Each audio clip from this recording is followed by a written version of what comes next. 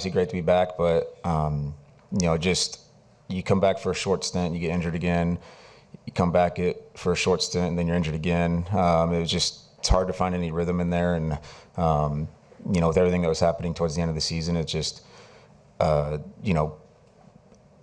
big part of baseball is just having rhythm, especially in the batter's box. Your mechanics can be whatever you want them to be, but if you don't have the rhythm in the batter's box, sometimes it's tough to compete. And so for me, it's still trying to find that rhythm. Okay, we're going to go far right. The game 2, you nailed the play in the bottom ninth, and that's not that easy play. Like, postseason has a different atmosphere, and how hard is it to stay calm and focus on the games? It's really hard. Your heart's racing, especially in that atmosphere.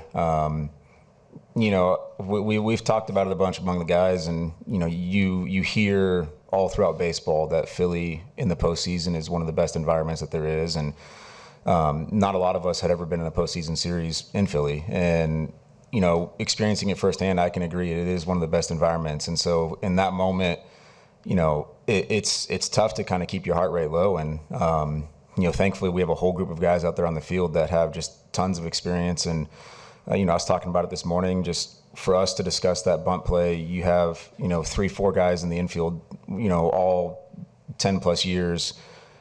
It was kind of just like, all right, guys, let's just take a breath. This is a big moment, but let's take a breath. Let's not let it get out of hand. Here's what we need to do.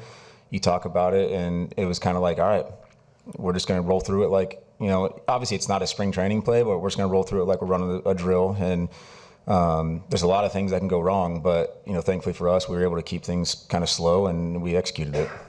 Okay, we're going to go with Kevin. Hey, Max, thanks again for your time. You kind of suggested it a couple of times talking about the up and down seasons, regular seasons, but the last 10 or so regular seasons have all ended here with you guys in the playoffs, and you start to play really well in the playoffs. Is it almost like this is an extension of the regular season, this is where you guys start focusing? Because it kind of looks that way. I don't know if that's the case. Obviously, every year in spring training, every team's going to show up with, a big speech about our goal this year is to win the World Series, blah, blah, blah. The reality of it is there's only a handful of teams that can actually say that as a realistic goal, and we're one of those every single year. And so for us, making the postseason is not something that you should ever take for granted, and we definitely don't, but we expect to be here. And, once we get to this point, it's like it's just a whole nother level. And, for a couple of years, we went through a stretch where we had a little trouble flipping the switch when we got to this point. We rolled through the regular season, and we just couldn't find a way to, flip that switch at this point in the year. And so the last couple of years, I feel like we've, found that way, and I think that's just what's carrying us. Here we go, Bill. Yeah, Max, what about Dodger Stadium gives you all such a home field advantage? This place has an aura about it, It's the biggest capacity in baseball. Everyone talks about it when you come here. The lights seem a little brighter. The music seems a little louder, and that might actually be because it is a little bit louder. But and that's part of the perks of being at Dodger Stadium is we have that sound system, right? And it sounds silly to say something like a sound system can be an advantage, but it really is when those speakers in center field are cranking and the crowd is going absolutely nuts, and you feel the field shaking beneath your feet. That's a really big advantage, and that's something that we've always had here. When we have those big moments, there's arguably no place that can get louder than Dodger Stadium, especially in the postseason. When you have 56, 57,000 people screaming all at the same time in a big moment, it's pretty wild. And that's an advantage that we've always had here, and the guys love it. And like I said, we've heard other players all the time talk about how cool it is to come here and play, and it's just. There's just something about this place where it always just seems a little different. Okay, and straight back in the middle. Max, you talked earlier about rhythm. What is your theory on momentum? Obviously, the Dodgers have it right now with the 9 straight wins. And how important is it, do you think, to try to end this thing tonight, to not relinquish that momentum? Yeah, momentum's always something that you don't know if it's real or not. You definitely feel it, though, as a player. In certain situations, you feel the momentum change. And obviously, we need to, we want to finish this tonight, and we don't want to let anything slip away from us. And that's one of those things where when you talk about momentum, if you don't finish it tonight, you feel like it's slipping away. And that's definitely not something that you want to have happen. Okay, going to go far right. Bill, Bob. Max, the other night, Bryce Harper was talking about this, how this used to be such a great pitcher's ballpark, Dodger Stadium. Now the ball carries much more than it ever has. Why is it that you think? Yeah, I saw an article talking about that. I've played here for a long time, and I still don't know that I know numbers and statistics are going to say what they say. I still don't know that I fully believe in that. At nighttime, traditionally the ball doesn't travel as much here. The marine layer comes in, and it's not a big field overall, but the ball just doesn't travel. And because it's not a big field, there's not a lot of grass out there for balls to drop in. And so this has always been a tough place to hit. The one thing we have going for us is the infield's always traditionally very fast. We have short grass. It's hard. The ball flies through the infield a little bit. But, I mean, to answer your question, I guess Shohei, I don't know. I mean, there's not a park out there big enough to hold Shohei, and he's hitting, 50-plus home runs a year, and a lot of those come here. So I don't know if that skews the numbers. But, I still don't fully buy into that this is a amazing hitter's park. Anything else, Max? All right, we're good. All right, thanks, Max. Kike Hernandez will be in. Hi. Okay, we'll open up for questions for Kike. Okay, we'll start Jack in the middle. Kike, since that game in Baltimore where you guys lost the no-hitter in the ninth through like 19-5, was that game galvanizing in a way? Was it a turning point in a way? Is that just one of those coincidental things that happens during the course of a year? And kind of what do you point to as being different the last 3 weeks since then? I want to say it's coincidental. I don't know. I think a key for us has been starting pitching has been unreal. And then obviously last couple of weeks, I feel like our offense has come together as a group and we're operating, firing on all cylinders as far as being a one unit instead of 9 different hitters. But as far as like that being a turning point or whatnot, I honestly hadn't noticed. I think it's just a coincidence. Next question. We're going to go over here on the left, first row. Hey, Kike, you've Hi. mentioned in the past that you visualize each game before and you'll write it down. Have the last few games gone according to plan? I don't necessarily visualize the outcome. I just put myself in a position of success so that, I kind of go into the day, feeling good about it. And, it's easy to get those anxious nerves during playoff games right before the game. And I feel like if you visualize yourself as far as having success over and over again, it helps it calm a little bit, fear of failure kind of not necessarily go away a little more, but it's just, you're not thinking about it as much. But they have gone according to the way I've seen it as far as winning the games. So maybe that way. I don't think anybody had it scripted the way that the last 2 games had gone, but I'm just really, really glad that we've won both games. We're going to go in the middle of Fabian. Yeah, Kike, after 2023, there was a lot of talk about just the offense's inability to get going in October and what sort of took to do that. What do you think has been the difference last October and this October to get more consistent offense out of you guys? We've scored more runs. We've gotten the timely hit. I don't know. I obviously was here in 23, but I wasn't here the previous 2 postseasons, so I don't necessarily know what happened or how it went down or what was going on. I can only attest and speak about the times where I was here. 23, the bye week happened, and then we got off to a rough game 1, and then it felt like we weren't able to regain momentum as far as punching back because of that awkward day off after game 1 like we had this year.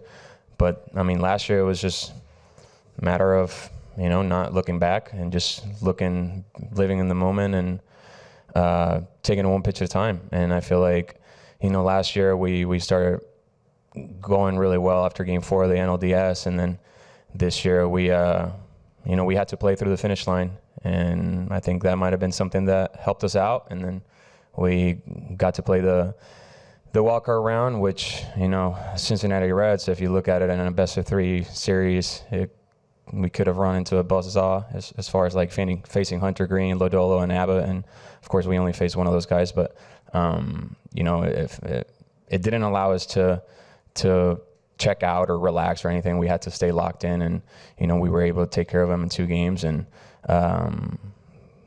we had success as a group, as an offense, and then we didn't get too many days off going into Philly, and that's a really good team on that other side, and it was just a matter of staying patient and understanding that who we are and knowing that it's just a matter of time, and that's kind of how it went. When you talk about the offense being one unit as opposed to 9 guys, like how does that kind of show itself during these games? I think it's doing the little things, whether it's advancing a runner or working a pitch count. Something as simple as working a pitch count when the guy ahead of you got out quick, got out early. That is a team at bat, and when you're taking team at bats for 9 guys, good results tend to happen. Even when things are not going right, you're playing the game the right way, and when you're taking team at bats and you're playing the game the right way, the game tends to reward you. That doesn't always work that way, but that's what it seems like it's doing for us right now. Whether it's Freddie taking second base on Castellanos on his base hit that he turned into a double, or Will Smith just being ready, yo right there, 2 outs, not trying to do too much, just trying to do something. You're just trying to get a base hit. That ball that I hit really far into shortstop. Just putting the ball in play, little things like that, man. Those are the things that for us in the past, when we're not clicking as a group, we are not moving runners over. We're having a lot of empty, quick innings. We are not, putting the ball in play when we have to put the ball in play. Just little things like that are the ones that can bury an offense. And right now, that's what we're kind of focusing on, is just, taking one pitch at a time, take what the game gives you, and, just doing everything to add a point to the scoreboard. You're going to go far right against the wall. Is there someone on the team who can set the tone in terms of being calm and patient and not pressing and sticking to the approach? Like one individual in particular? Yeah, I mean, when you say hitting's contagious, when that patience also becomes contagious, is there someone in this lineup who sets the tone for you guys? It's nice when Shohei hits a homer to lead off the game, but I think it's an advantage to have such a veteran group as far as the position player wise. We're pretty salty when it comes to our position players, except for Pajes, and I think that's just kind of like you watch the game and you pay attention, and it comes with experience, and then if we're not doing it, then we got 9 guys that can use their voice, and it only takes 1 guy to realize it, and whoever it is that day, when our teammates talk, we listen. We respect each other highly, and we played in a lot of big games together, so we rely on each other big time during any point of the game. So I think whoever realizes it at the moment is the one guy, but it doesn't necessarily be one particular guy. Go ahead, Kristen. Kike, earlier Max was asked just about momentum and whether it's a real thing or not. How important is it just to kind of ride that wave or that feeling as you all are coming together so well right now, especially when it comes to looking to close out this series tonight? I think it's big. I think for us, obviously, it's way better to be up 2-0 than be down 0-2 or be tied 1-1. We also understand that what we have in front of us, as far as like the team on the other side, that's a team that, every pitch tonight, they're playing like there's no tomorrow, because there's literally no tomorrow for them.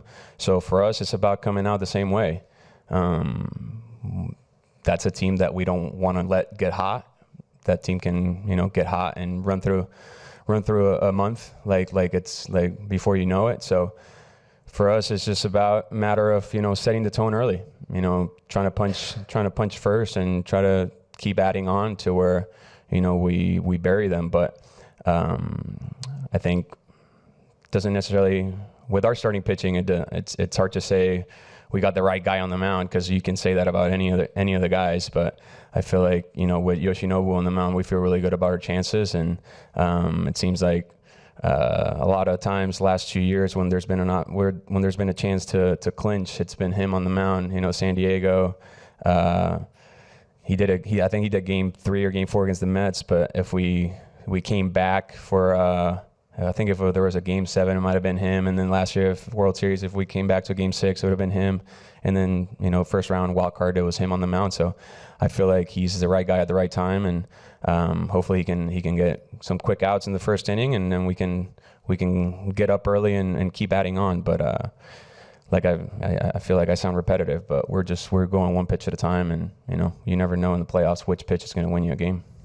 Going to go straight back in the middle. Kike, you mentioned 2023 when you fell behind and really weren't ever able to get any kind of momentum going, which is essentially where the Phillies are right now. So even though this is not a must-win for the Dodgers tonight, how important do you think it is to try to just end this thing tonight so they don't get any kind of momentum going?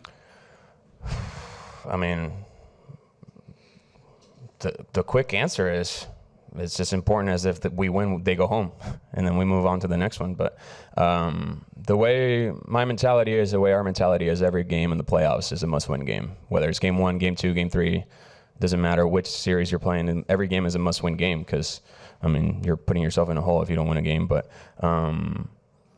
a team that dangerous, you don't want to give them any signs of life and any signs of hope. So, yeah, tonight's huge for both teams. Okay, thanks, Kike. Thank you, guys.